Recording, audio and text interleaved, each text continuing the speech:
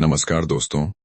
आज हम इतिहास के पन्नों में दबी एक ऐसी अदम्य साहसी और शूरवीर महारानी की कहानी पर बात करने वाले हैं जिनके बारे में अक्सर बहुत कम बात की जाती है। यह कहानी है चित्रा बनर्जी दिवाकरुणी की लिखी मशहूर किताब द लास्ट क्वीन की।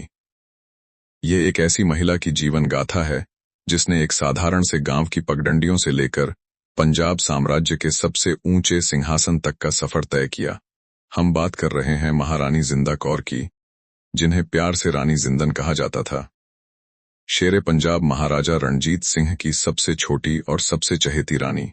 यह सिर्फ एक रानी की कहानी नहीं है, बल्कि एक बेटी, एक पत्नी, एक मां और एक निडर योद्धा की दास्तान है, जिसने अपने राज्य और अपने बेटे के अधिकारों के लिए शक्तिशाली ब्रिटिश साम्राज्य की नींव हिलाकर रख दी थी। आज हम इसी बेमिसाल किताब की कहानी को बहुत ही विस्तार से और एक अद्भुत तरीके से सुनेंगे, ताकि आप उस दौर की हर घटना को अपने सामने घटता हुआ महसूस कर सकें। कथा की शुरुआत होती है पंजाब के गुजरांवाला के पास एक छोटे से गांव से, जहां एक गरीब परिवार मिट्टी की झोपड़ी में रहता। यह परिवार मन्ना सिंह औलख का था, जो महाराजा रणजीत सिंह के शाही दरबार में कुत्तों की देखभाल का काम करते थे। मन्ना सिंह की एक बेटी थी जिसका नाम जिंदन था। जिंदन बचपन से ही बेहद तेज, निडर और अपनी उम्र के बाकी बच्चों से बिल्कुल अलग थी। गरीबी और अभाव के बावजूद जिंदन के सपनों की उड़ान बहुत ऊंची थी। वह अपने बड़े भाई जवाहर के साथ खेतों में दौड़ती, पेड़ों से फल तोड़ती और अक्सर लड़कों के साथ भी लड़ पड़ती थी। उसकी मां ने गांव के माहौल के खिलाफ जाकर जिंदन को पढ़ाई लिखाई करने की आजादी दी थी। जिंदन को नई चीजें सीखने का बहुत शौक था। उसे अपने पिता से कहानियां सुनना बहुत पसंद था। लेकिन यह साधारण सा जीवन बहुत जल्द एक बहुत बड़ा मोड़ लेने वाला था। गांव में कुछ परेशानियां बढ़ने के कारण मन्ना सिंह को अपनी पत्नी, बेटी जिंदन और बेटे जवाहर को लेकर लाहौर शहर जाना पड़ा। लाहौर उस समय किसी जादू की नगरी से कम नहीं था। यह महाराजा रणजीत सिंह के विशाल और समृद्ध सिख साम्राज्य की राजधानी थी। जब जिंदन ने पहली बार लाहौर देखा तो उसकी आंखें फटी की फटी रह गईं। ऊंची और मजबूत इमारतें, बाजारों में बिकते रंग बिरंगे रेशमी कपड़े, सजे हुए हाथी घोड़े और बादशाही किले की भव्यता ने उस छोटी सी बच्ची के मन पर गहरी छाप छोड़ी। वह अक्सर अपने पिता से महाराजा की वीरता, उनके जांबाज सैनिकों और महल के अंदर की रहस्यमयी दुनिया की कहानियां सुनती थी। उन कहानियों को सुनकर जिंदन के मन में भी इस भव्य दुनिया में शामिल होने की लालसा जागने लगी। वह मन ही मन महाराजा रणजीत सिंह के व्यक्तित्व से बहुत प्रभावित थी। उसे लगता था कि महाराजा कोई साधारण इंसान नहीं, बल्कि कोई देवता हैं जो अपनी प्रजा की हर मुश्किल दूर कर सकते हैं। समय का चक्र घूमा और जिंदन अब एक बेहद खूबसूरत और समझदार युवती बन चुकी थी। उसकी सुंदरता और तीखी बुद्धि के चर्चे अब दब नहीं सकते थे। एक दिन किस्मत ने एक ऐसा खेल खेला कि कुत्तों की देखभाल करने वाले एक साधारण से कर्मचारी की बेटी की नजरें सीधे महाराजा रणजीत सिंह से टकरा गईं। महाराजा उस समय अपने जीवन के अंतिम पड़ाव की ओर बढ़ रहे थे, लेकिन उनका रुतबा और उनकी चमक अब भी किसी शेर जैसी ही थी। जब उन्होंने पहली बार जिंदन को देखा तो वह उसकी सुंदरता, बेबाकी और तेज दिमाग के कायल हो गए। जिंदन की आंखों में एक ऐसी चमक थी जो महाराजा को अपनी ओर खींच रही थी। दूसरी ओर जिंदन भी महाराजा के विराट व्यक्तित्व और उनके प्रेमपूर्ण व्यवहार के सामने अपना दिल हार बैठी। जल्द ही वह दिन भी आ गया जब जिंदन, जो कभी मिट्टी के घरों में खेलती थी, वह महाराजा रणजीत सिंह की सबसे छोटी और सबसे चहेती रानी बनकर शाही महल में दाखिल हुई। यह उसके जीवन का सबसे बड़ा सपना सच होने जैसा था। महल की जिंदगी जिंदन के लिए बिल्कुल नई और चुनौतियों से भरी थी। वहां पहले से ही कई रानियां मौजूद थीं, जो इस नई और युवा रानी से ईर्ष्या करती थीं। सोने चांदी से जड़े उस महल में हर तरफ साजिशों की बू आती थी, लेकिन जिंदन ने हार नहीं मानी। उसने बहुत जल्दी महल के तौर तरीके सीख लिए। महाराजा रणजीत सिंह के साथ बिताया हुआ समय उसके जीवन का सबसे खूबसूरत दौर था। महाराजा उसे घुड़सवारी सिखाते, उसके साथ अपने विचार साझा करते और उसे राजकाज की बातें भी बताते थे। जिंदन भी उनके हर कदम पर परछाई बनकर साथ रही। उसने अपनी सूझबूझ से महाराजा का दिल इस कदर जीत लिया था कि वह उसके लिए कुछ भी करने को तैयार रहते थे। यह प्यार और गहरा तब हो गया जब जिंदन ने एक सुंदर से बेटे को जन्म दिया, जिसका नाम दलीप सिंह रखा गया। बेटे के जन्म ने जिंदन की जिंदगी को खुशियों से भर दिया। महाराजा ने इस खुशी में उसे एक बहुत ही खूबसूरत हवेली उपहार में दी। यह हवेली जिंदन के लिए किसी जन्नत से कम नहीं थी, क्योंकि बचपन से लेकर अब तक उसने कभी अपना खुद का घर नहीं देखा था। यह वह दौर था जब पंजाब की धरती पर कोहिनूर हीरे की चमक राज करती थी। महाराजा रणजीत सिंह ने अपने बाहुबल और कुशल रणनीति से एक ऐसा साम्राज्य खड़ा किया था जो अंग्रेजों की आंखों में भी खटकता था। जिंदन जब महल में आई तो उसने सिर्फ गहने और कपड़े नहीं बटोरे, बल्कि उसने महाराजा के काम करने के तरीके को करीब से देखा। वह समझ रही थी कि एक शक्तिशाली राजा कैसे अपने लोगों को एकजुट रखता है। उसने महसूस किया कि महल की दीवारों के भीतर की दुनिया बाहर से जितनी सुंदर दिखती है, अंदर से उतनी ही जटिल है। अन्य रानियों की साजिशें और दरबारियों की गुटबाजी ने जिंदन को बहुत कम उम्र में ही परिपक्व बना दिया था। वह जानती थी कि उसे अपनी और अपने बेटे दलीप की सुरक्षा के लिए हमेशा सतर्क रहना होगा। दलीप सिंह जिंदन की आंखों का तारा था। वह जब भी अपने बेटे को महाराजा की गोद में खेलते देखती तो उसकी आंखें खुशी से छलक उठती थीं। लेकिन खुशियों के ये पल बहुत लंबे समय तक टिकने वाले नहीं थे। महल के अंदर ही कुछ दरबारी और स्वार्थी लोग सत्ता हथियाने की साजिशें रच रहे थे। ब्रिटिश साम्राज्य की नजरें भी पंजाब की समृद्धि पर गड़ी हुई थीं। जिंदन को अभी इस बात का अंदाजा नहीं था कि उसके जीवन में कितना बड़ा तूफान आने वाला है।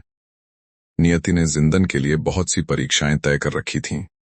महाराजा का स्वास्थ्य धीरे धीरे बिगड़ने लगा था और उनके गिरते स्वास्थ्य के साथ ही पंजाब के भविष्य पर काले बादल मंडराने लगे थे।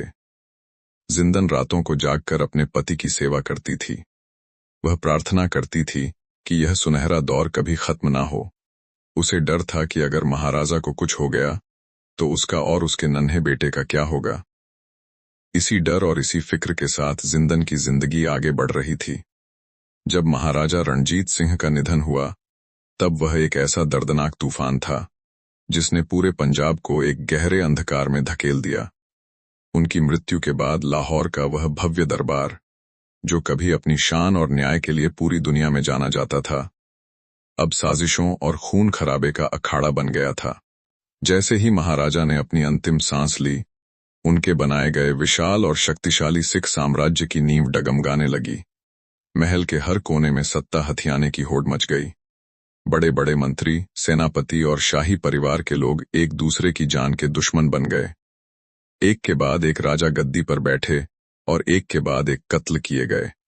खड़क सिंह, नौनिहाल सिंह और शेर सिंह जैसे उत्तराधिकारी इन राजनीतिक हत्याओं का शिकार हो गए।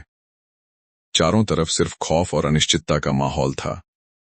ऐसे भयानक और डरावने समय में रानी जिंदन के सामने सबसे बड़ी चुनौती अपने छोटे से बेटे दलीप सिंह की जान बचाना था। वह जानती थीं कि सत्ता के इन भूखे भेड़ियों की नजर उनके मासूम बेटे पर भी है। अपनी और अपने बेटे की जान बचाने के लिए महारानी जिंदन ने खुद को और दलीप को महल की राजनीति से बहुत दूर कर लिया। वह दिन रात अपने बेटे को अपनी आंखों के सामने रखती थीं और हर पल उसकी सुरक्षा के लिए चौकन्नी रहती थीं। लेकिन यह छुपने का समय ज्यादा दिन तक नहीं चल सका। जब दरबार के सभी बड़े दावेदार मारे जा चुके थे, तब पंजाब की शक्तिशाली सेना, जिसे खालसा कहा जाता था, ने यह फैसला किया कि अब महाराजा रणजीत सिंह का सबसे छोटा बेटा दलीप सिंह ही इस महान साम्राज्य का असली उत्तराधिकारी है। दलीप सिंह को बहुत ही कम उम्र में पंजाब के सिंहासन पर बिठाया गया। लेकिन एक छोटा सा बच्चा इतने बड़े और उलझे हुए साम्राज्य को कैसे संभाल सकता था। यहीं पर रानी जिंदन के जीवन का सबसे बड़ा और महत्वपूर्ण बदलाव आया। उन्होंने महसूस किया कि अगर उन्होंने अब भी चुप्पी साधे रखी तो उनके बेटे और महाराजा रणजीत सिंह के बनाए गए इस महान साम्राज्य का अस्तित्व पूरी तरह से मिट जाएगा। इंदन ने अपने चेहरे से वह पर्दा हमेशा के लिए हटा दिया जो महल की रानियां सदियों से पहनती आ रही थीं। उन्होंने राजमाता का पद संभाला और राजकाज की बागडोर सीधे अपने हाथों में ले ली। राजमाता बनने के बाद जिंदन ने जिस तरह से दरबार में अपनी उपस्थिति दर्ज कराई, उसने सबको हैरान कर दिया। वह एक बहुत ही निडर और प्रभावशाली महिला के रूप में सामने आईं। वह सीधे सेना के कमांडरों और मंत्रियों से बात करती थीं। वह खुद सेना की टुकड़ियों का निरीक्षण करती थीं और उनके बीच जाकर भाषण देती थीं। सेना के जवान भी अपनी इस युवा और तेजतर्रार महारानी का बहुत सम्मान करते थे और उनकी एक आवाज पर अपनी जान कुर्बान करने को तैयार रहते थे। जिंदन ने बहुत ही कम समय में यह साबित कर दिया कि वह सिर्फ एक सुंदर रानी नहीं है, बल्कि उनके अंदर एक बहुत ही कुशाग्र और दूरदर्शी शासक छुपा है। उन्होंने महल के अंदर फैले भ्रष्टाचार को खत्म करने की कोशिश की और उन मंत्रियों को सजा दी जो राज्य के खजाने को लूट रहे थे। लेकिन महारानी जिंदन के लिए यह रास्ता बिल्कुल भी आसान नहीं था। उनके अपने ही दरबार में बहुत से ऐसे लोग थे जो एक महिला को अपने ऊपर शासन करते हुए बर्दाश्त नहीं कर पा रहे थे। ये स्वार्थी मंत्री पीठ पीछे रानी के खिलाफ अफवाहें फैलाते थे और उनके फैसलों का विरोध करते थे। रानी को हर कदम फूंक फूंक कर रखना पड़ता था। वह दिन भर राजकाज के मुश्किल मुकदमों को सुनती, रणनीतियां बनाती और रात को एक साधारण मां की तरह अपने बेटे को सुलाती थीं। उन दिनों महारानी की दिनचर्या बहुत ही कठिन और थका देने वाली होती थी।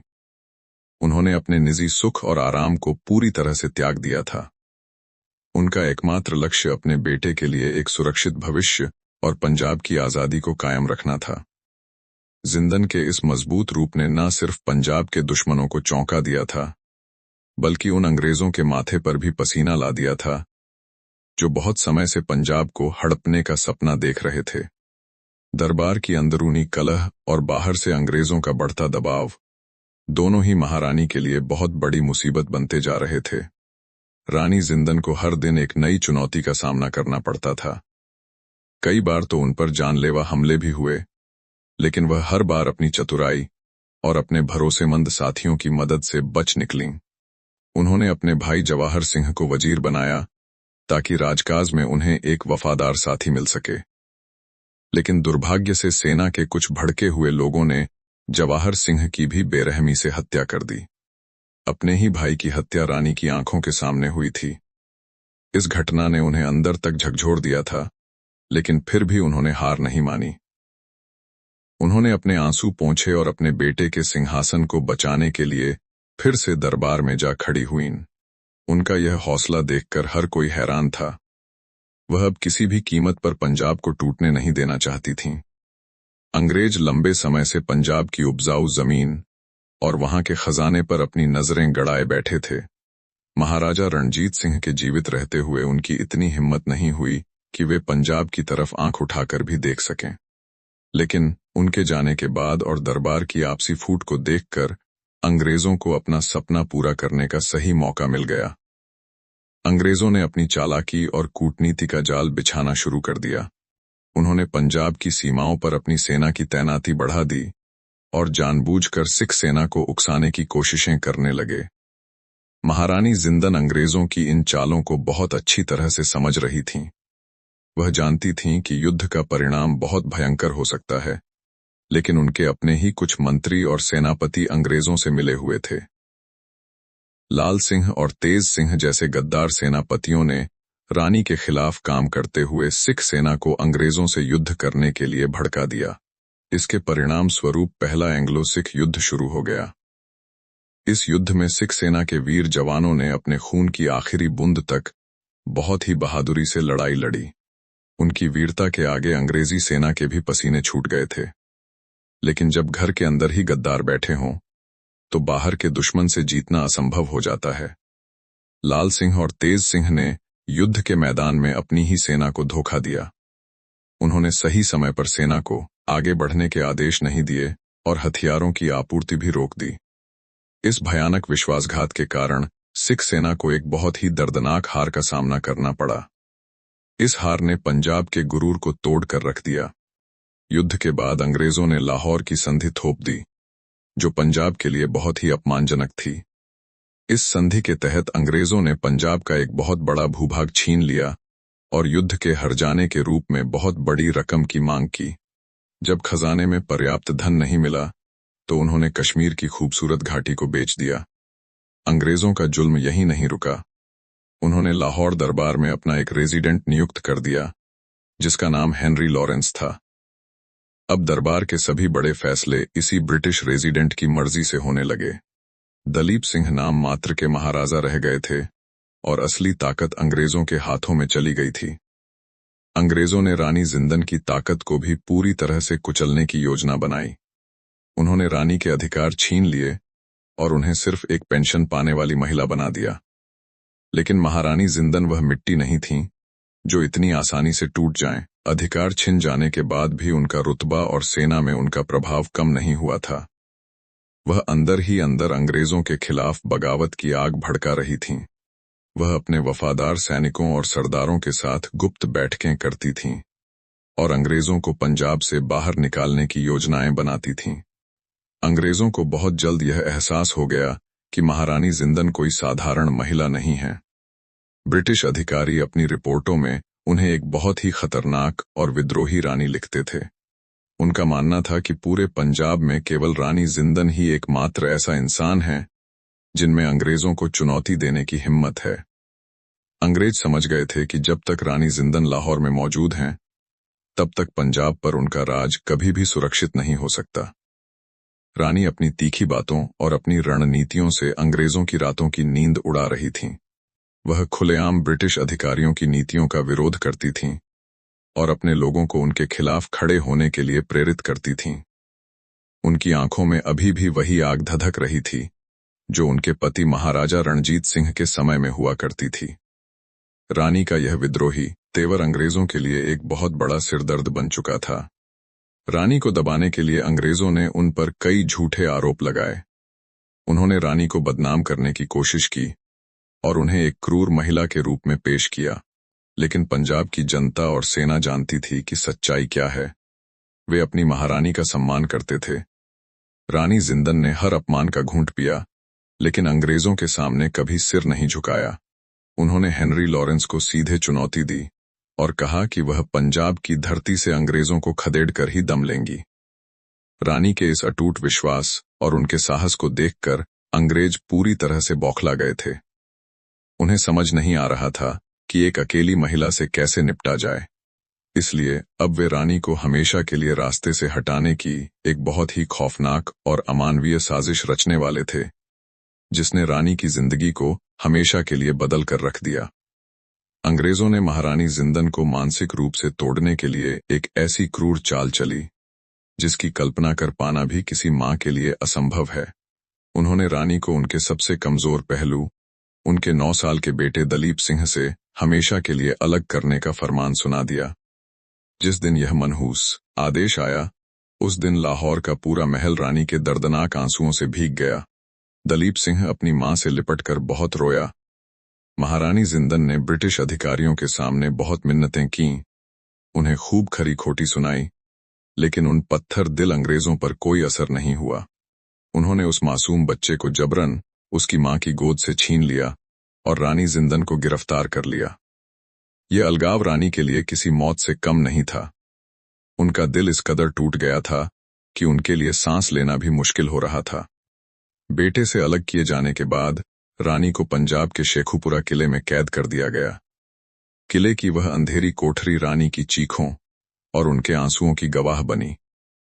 उन्होंने अंग्रेजों को कई पत्र लिखे जिनमें उन्होंने सिर्फ एक बार अपने बेटे का चेहरा देखने की भीख मांगी, लेकिन अंग्रेजों ने उनके किसी भी पत्र का कोई जवाब नहीं दिया। अंग्रेजों को डर था कि अगर रानी पंजाब में रहीं तो सेना उनके समर्थन में फिर से बगावत कर सकती है। इसलिए उन्होंने रानी को पंजाब से बहुत दूर उत्तर प्रदेश के चुनार किले में एक कठोर कैदी के रूप में स्थानांतरित कर दिया। चुनार किले की जिंदगी किसी नर्क से कम नहीं थी। जो महारानी कभी रेशमी बिस्तरों पर सोती थीं और जिनके आगे पीछे सैकड़ों दासियां घूमती थीं, उन्हें अब एक छोटी सी सीलन भरी कोठरी में रखा गया। उन्हें बहुत ही साधारण और खराब खाना दिया जाता था। इस कठोर कारावास और अपने बेटे की जुदाई के गम ने रानी के शरीर को बहुत कमजोर कर दिया था। उनकी वह बेमिसाल खूबसूरती मुरझाने लगी थी और लगातार रोने के कारण उनकी आंखों की रोशनी भी बहुत कम हो गई थी। लेकिन इन सब के बावजूद रानी जिंदन का वह विद्रोही और अडिग स्वभाव कभी खत्म नहीं हुआ। उनके शरीर को बंदी बनाया जा सकता था, लेकिन उनके दिमाग और उनकी आजादी की चाहत को कोई दीवार नहीं रोक सकती थी। उन्होंने उस भयानक किले से भागने की एक बहुत ही चतुर और साहसी योजना बनाई। ये काम बिल्कुल भी आसान नहीं था, क्योंकि किले के चारों तरफ पहरेदारों का कड़ा पहरा रहता था। एक दिन रानी ने अपनी एक वफादार दासी के साथ कपड़े बदल लिए। उन्होंने एक बहुत ही फटे पुराने कपड़े पहने और एक आम दासी का रूप धारण कर लिया। अपनी बुद्धिमानी और किस्मत के सहारे वह पहरेदारों की आंखों में धूल झोंकने में कामयाब रहीं और किले की मजबूत दीवारों को पार कर गईं।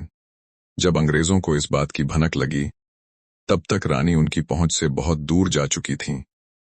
चुनार से भागने के बाद रानी जिंदन का सफर बहुत ही कष्टदायक था। उनके पास ना तो धन था और ना ही कोई शाही सवारी।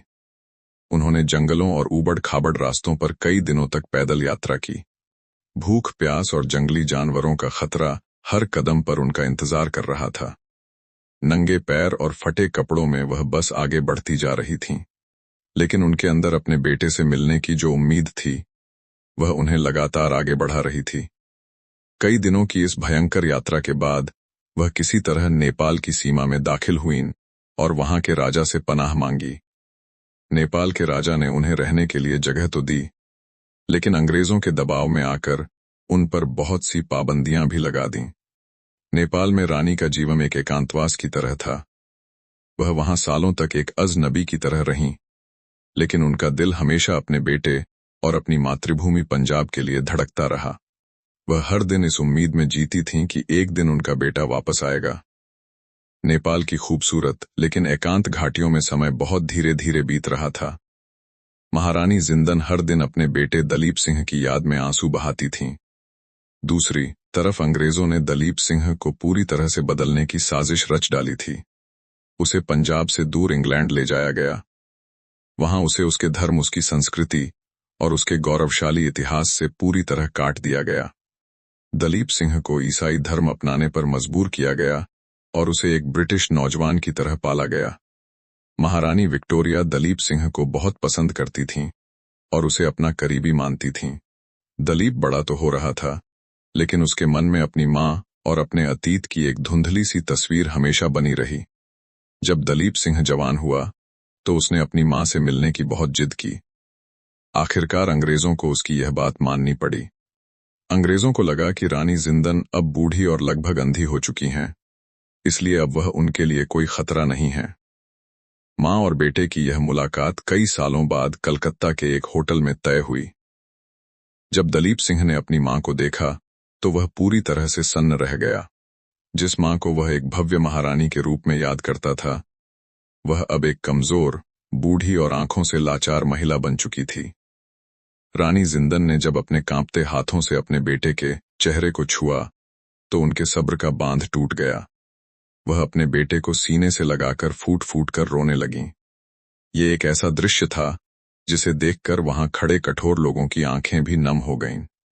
दलीप सिंह ने फैसला किया कि वह अब अपनी मां को कभी खुद से दूर नहीं जाने देगा। वह रानी जिंदन को अपने साथ समंदर पार इंग्लैंड ले गया। इंग्लैंड की वह ठंडी आबोहवा और वहां का रहन सहन रानी के लिए बिल्कुल अनजाना था, लेकिन उन्हें इस बात की भारी तसल्ली थी कि वह अपने बेटे के पास हैं। इंग्लैंड पहुंचने के बाद रानी जिंदन ने बहुत ही जल्द यह भांप लिया कि अंग्रेजों ने उनके बेटे का पूरी तरह से ब्रेन वॉश कर दिया है। दलीप अपना धर्म और अपनी पहचान पूरी तरह से भूल चुका था। रानी के लिए यह बर्दाश्त कर पाना बहुत मुश्किल था। उन्होंने अपने जीवन के आखिरी दिनों में अपने बेटे को उसकी असली पहचान दिलाने का जिम्मा उठाया। वह रोज दलीप को महाराजा रणजीत सिंह की बहादुरी के किस्से सुनाती थीं। वह उसे बताती थीं कि कैसे उसके पिता ने एक विशाल सिख साम्राज्य खड़ा किया था और कैसे अंग्रेजों ने धोखे से वह सब कुछ छीन लिया। रानी की इन बातों ने दलीप सिंह के सोए हुए जमीर को झकझोर कर रख दिया। उसे एहसास होने लगा कि वह कोई ब्रिटिश नागरिक नहीं, बल्कि पंजाब का असली महाराजा है। रानी ने दलीप को अपनी जड़ों से वापस जोड़ने में बहुत बड़ी भूमिका निभाई और उसे सिख धर्म में वापस लौटने के लिए प्रेरित किया। लगातार गिरते स्वास्थ्य और सालों तक सहे गए मानसिक और शारीरिक कष्टों के कारण महारानी जिंदन का शरीर अब और साथ नहीं दे रहा था। आखिरकार इंग्लैंड की उसी अजनबी धरती पर इस महान और बागी रानी ने अपनी अंतिम सांस ली। उनका अंतिम संस्कार भी बहुत संघर्ष के बाद सिख रीति रिवाजों से किया जा सका। महारानी जिंदन भले ही दुनिया से चली गईं, लेकिन उनकी कहानी इतिहास में हमेशा के लिए अमर हो गई। वह एक ऐसी रानी थीं जिसने अपने राज्य के लिए, अपने आत्मसम्मान के लिए और अपने बेटे के अधिकारों के लिए दुनिया की सबसे बड़ी ताकत से लोहा लिया। उन्होंने कभी भी हार नहीं मानी और आखिरी सांस तक एक योद्धा की तरह संघर्ष करती रहीं। द लास्ट क्वीन किताब का यह सफर हमें इसी अदम्य साहस और कभी न टूटने वाले जज्बे की याद दिलाता है। यह कहानी हमें सिखाती है कि परिस्थितियां चाहे कितनी भी कठिन क्यों ना हो, इंसान को अपने हक और अपनी पहचान के लिए हमेशा लड़ना चाहिए। यह थी महारानी जिंदन की बेमिसाल दास्तान। उम्मीद है यह पूरी कहानी आपको बहुत पसंद आई होगी और इससे आपको बहुत कुछ सीखने को मिला होगा। आप सभी का बहुत बहुत धन्यवाद।